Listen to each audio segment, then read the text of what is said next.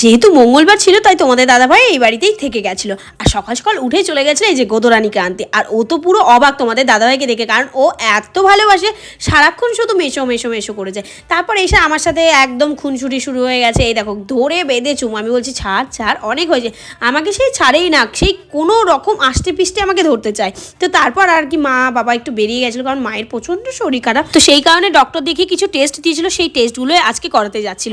তারপর মা বাবা বাড়ি চলে আসে। আর এখানে দেখো ঠান্ডা ঠান্ডা গরমের সময় কুলফি আমার তো প্রচণ্ড ভালো লাগে, কার কার ভালো লাগে আমাকে কিন্তু জানিও। তো এখানে মা বাবা সবাই মিলে কুলফি কিনে নিয়েছিলাম। আর চুলটা অনেকটা বড় হয়ে গেছিলো, হেয়ার কাট অনেক দিন করা হয়নি, প্রায় 4 থেকে 5 মাস হবে মেবি, তারও বেশি তা কম না। তো সেই কারণে ভাবছিলাম একটু হেয়ার কাটটা করেই নিই। তো আমি চুলটাকে না কিছুটা ছোট করেছি, তোমাদের কেমন লাগছে আমাকে কিন্তু জানিও, যে আমাকে লম্বা চুলে ভালো লাগে না কি শর্ট হেয়ারে। তো তোমরা কিন্তু অবশ্যই কমেন্ট করে জানিও যে আমাকে লং হেয়ার না শর্ট হেয়ারে ভালো লাগে। আর দেখা হচ্ছে কিন্তু কাল নেক্সট ভিডিওতে। আর টাটা, তার আগে সাবস্ক্রাইব করে দিও, টাটা।